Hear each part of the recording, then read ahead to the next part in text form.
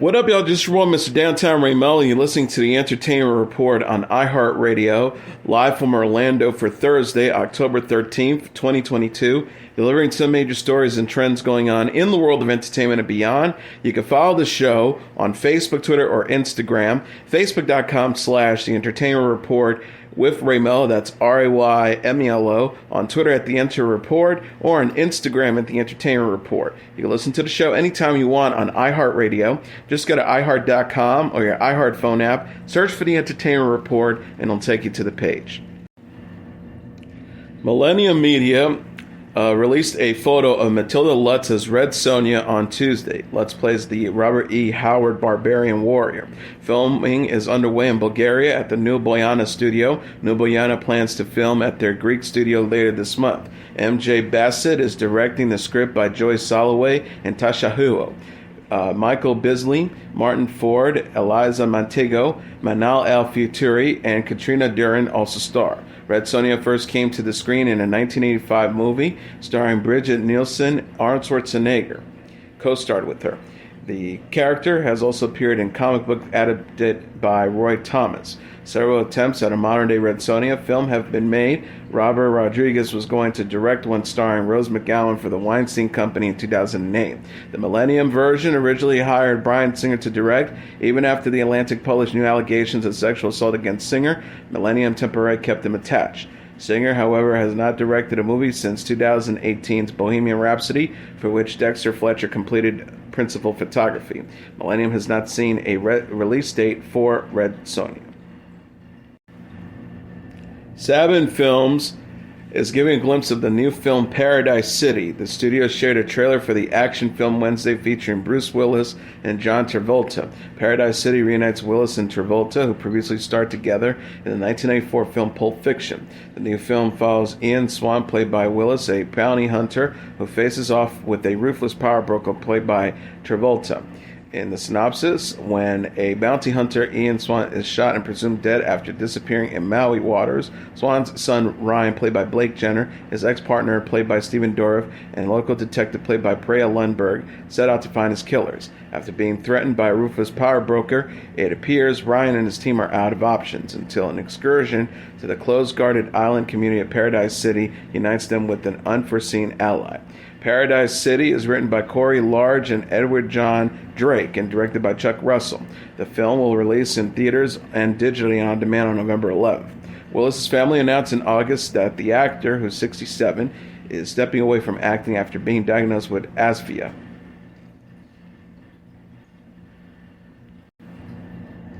Apple TV Plus is giving a glimpse of the new film Spirited. The streaming service shared a teaser trailer for the holiday musical Wednesday featuring Ryan Reynolds and Will Ferrell. Spirited is a modern retelling of the Charles Dickens novel A Christmas Carol. Reynolds plays Ebenezer Scrooge with Ferrell as the ghost of Christmas Present. Octavia Spencer, Sunita Mani, Patrick Page, Amy Carrero, and Joe Tippett also have roles. Spirited is written by Sean Anders and John Morris and directed by Anders. The film features original music by Benji Pasek and Justin Paul. Spirited opens in theaters November 11th and starts streaming November 18th on Apple TV+. A new Netflix horror mystery thriller, The Midnight Club, has broken a record for the most scripted jump scares in a television episode. Guinness World Records announced the feat on Wednesday, saying that the episode's 21 jump scares are a new record. Guinness defines a scripted jump scare as a pre-planned action executed with the intent to make a person jump or scream in fright. The series is based on Christopher Pike's 1994's novel of the same name. The story follows a graduating high school senior who's awaiting admission into Stanford University. However, she ends up being diagnosed with terminal cancer and ends up at Brightcliff, a mysterious hospice run by an enigmatic doctor. At the hospice, she meets other patients with terminal illnesses and must make a pact that the first one to die must send a sign from beyond the grave. After one of them succumbs to their illness and passes away, a series of bizarre occurrences begins. According to Guinness, series co-creator Mike Flanagan said that one of the reasons he wanted to break the record was to, quote, pacify producers who are always asking him about to add in jump scares. Jama will host Love Island U.K. ITV2 announced in a press release Wednesday that Jama, a TV and radio personality, will replace Laura Whitmore as the host of the reality dating series. Jama, a former Loose Women panel who now hosts Glow Up, Britain's Next Makeup Artist, will make her debut as host in Season 9. Love Island UK follows a group of singles known as Islanders who live in isolation together at a remote villa. Contestants must couple up with each other to remain in the competition. The new season will take place in South Africa and premiere in early 2023. Jama said, "I've always been such a massive Love Island fan. I'm so excited to be hosting one of the nation's favorite shows. I can't wait to get into the villa to meet all of the Islanders." Whitmore announced her exit as the host in August after 3 seasons as host.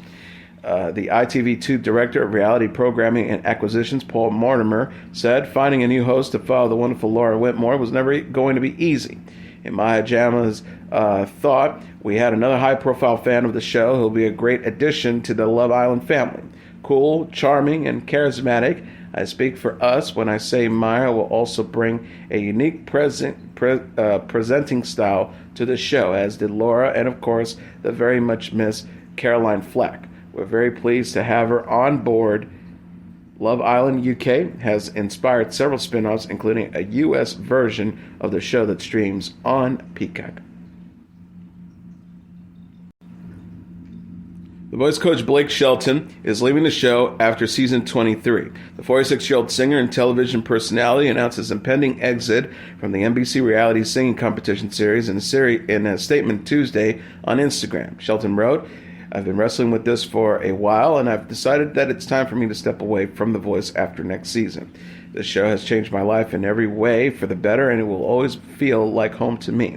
It's been a hell of a ride over these 12 years of chair turns, and I want to thank everyone at The Voice from NBC, every producer and writers, musicians, crew, and catering people. You are the best. It takes a lot of work, passion, and adult beverages to pull off a live show twice a week." Shelton has been coach on The Voice since the show's premiere in 2011. He met his wife, singer Gwen Stefani, on the show in 2014 when she first joined the series as a coach. Season 23 will premiere in the spring 2023 and feature Sheldon, Kelly Clarkson, Chance the Rapper, and Neil Horan as coaches. Season 22 premiered in September and featured Shelton, Stefani, Camila Cabello, and John Legend. Sheldon wrote, "I've made lifelong bonds with host Carson Daly and every single one of my fellow coaches over the years, including my wife Gwen Stefani. I have to give a huge shout out to the singers, the voices, who come on the stage season after season and amazes us with their talent, and special thanks to those who chose me to be their coach. Lastly, it's about y'all, the fans, who watch and support these artists, us coaches, and everyone at The Voice who are chasing their dreams." As a singer, Sheldon released his 12th studio album, Body Language, in May 2021. Trevor Noah's last episode as host of The Daily Show on Comedy Central is set to air on December 8th. Noah announced last month that he was departing the Fox News show after 7 years to focus on other projects, specifically a stand-up comedy act. But he did not indicate exactly when he was leaving until Wednesday's announcement. The nightly series is expected to go into reruns upon Noah's exit, but is expected to return on January 17th. No replacement for Noah has been announced yet. Chris McCarthy, the president and CEO of Paramount Media Networks and MTV Entertainment Studios, said in a statement, "Trevor is an incredible talent who has left an indelible mark on The Daily Show, and we're grateful for his creative partnership over the past 7 years." The show also featured Ronnie Chang, Michael Costa, Desi Lutic, Dulcie Sloan, Roy Wood Jr., Louis Black, and Jordan Kepler. Former Real Housewives of Atlanta star Cynthia Bailey and her husband Mike Hill are headed for divorce. Bailey and Hill announced their split in a joint statement Wednesday after 2 years of marriage. The pair said, "Love is a beautiful thing. While we both will always have love for one another, we have decided to go our separate ways. No one is to blame, and we're grateful that we remain good friends. We will always cherish the many memories we've shared as husband and wife. Many of you have been on this journey from us from the very beginning. We appreciate our family, friends, and beloved fans of your positive support as we move forward and start new chapters. Thank you for your prayers and well wishes." Bailey and Hill were first linked in late 2018 and married in October 2020. News of the split comes 2 days after their second wedding anniversary. Bailey told People magazine, "God does not make mistakes. I truly believe in my heart, Mike, coming into my life was a destiny. I jumped in, both feet first, and gave it my all. Although that journey has come to an end, I am so grateful for our continued friendship and the beautiful memories that we made together. God willing, I will find love again. Whatever is destined to be, will be, and I could not be more excited for my next chapter." Bailey was previously married to Peter Thomas. Bailey starred in season 3 to 13 of the Bravo reality series, The Real Housewives of Atlanta. Her former co-star, Nene Leakes, announced Monday that her son Brent is recovering from a heart attack and a stroke.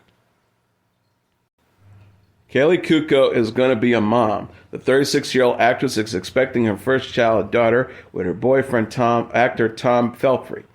Cuoco shared the news Tuesday on Instagram alongside photos from throughout her pregnancy so far, including a picture of herself and Pelphrey eating a cake with pink filling. She captioned the post, "Baby girl Pelphrey, coming 2023, beyond blessed and over the moon. I love you at Tommy Pelphrey." Fellow actress Sharon Stone, Odette Annabelle, and Alyssa Milano were among those who congratulate Cuoco in the comments. Stone wrote, "Well, congratulations. It's wonderful to see you. Happy pants." Annabelle added, "Kaley and Tommy Pelphrey, I'm so beyond thrilled for you guys. Beautiful, beautiful." Milano said, "You're going to be the best mama ever. Text me if you need anything. Love you so much." Cuoco and Pelphrey made their relationship an Instagram official in May following Cuoco's split from her ex-husband Carl Cook in September. Cuoco recalled how she first met Pelphrey on The Tonight Show starring Jimmy Fallon last week, saying it was love at first sight. Cuoco is known for playing Penny on The Big Bang Theory and Cassie Bowen on The Flight Attendant, while Pelphrey portrayed Ben Davis on Ozark. Khloe Kardashian announced Tuesday that she has survived the second bout with skin cancer, this time on her face. Kardashian said her incredible rare tumor was removed by Beverly Hills surgeon Dr. Garth Fisher after the reality TV star noticed a bump that wouldn't go away. Kardashian, as 38, wrote in an Instagram post, "I decided to get it biopsied 7 months after realizing it was not bulging." Kardashian had initially thought the bump was a pimple, but later it was seen by multiple doctors who told her the tumor was incredibly rare for someone her age. She was told to have surgery immediately after the biopsy results were returned.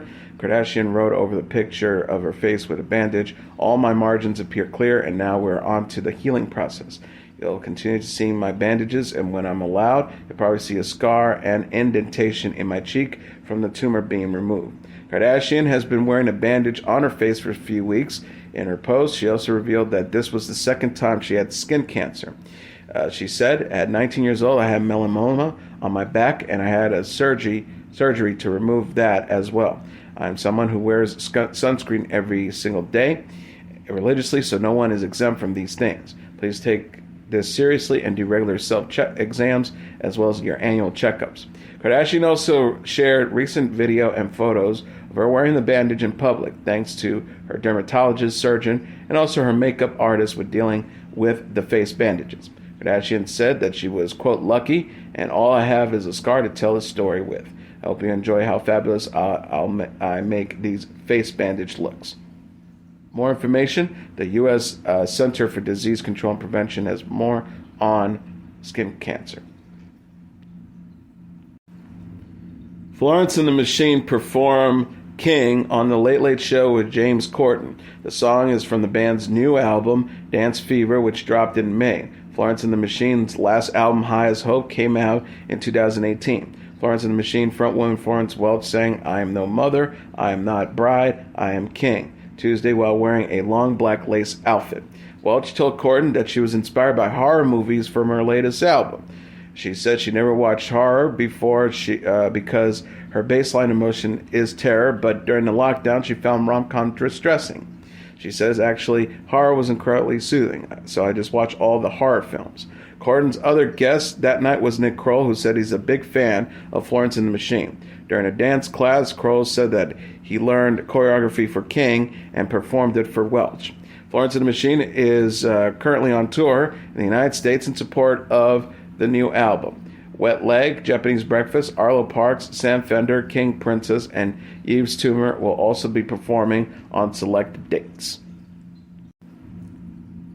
And finally, MTV has announced nominations for the 2022 MTV Europe Music Awards. This year's ceremony will take place November 13th at the PSD Bank Dome in Düsseldorf, Germany. Harry Styles leads the field of nominees with 7 nods, including Best Artist and Best Song and Best Video for As It Was. Taylor Swift will compete with Styles in the Best Artist category and has 5 other nods, including Best Pop and Best Long-Form Video for All Too Well 10-minute version, Taylor's version. Nicki Minaj and Rosalia will follow with 5 nods. 5-time nominees include Chano Corleone, Gayle, Steven Sanchez, Dove Cameron, Dul Chill, Baby Keem, Kim Petras, Mae Mueller, Saucy Santana, Shanisa, Summer Walker, and Wet Log. Fans can vote for their favorite artists across 19 gender-neutral categories on the MTV EMA's website. Voting closes on November 9th. And that is your entertainment report for Thursday, October 13th, 2022. I'm your host, Mr. Downtown Ray Melo. I'll be back tomorrow to deliver some major stories and trends going on in the world of entertainment and beyond. You can follow the show on Facebook, Twitter, or Instagram. Facebook.com/The Entertainment Report with Ray Melo. That's RAYMELO. On Twitter at The Enter Report, or on Instagram at The Entertainment Report. You can listen to this episode or any previous episodes of The Entertainment Report anytime you want on iHeartRadio. Just go to iHeart.com or your iHeart phone app, search for The Entertainment Report, and it'll take you to the page. Good night, and God bless you all.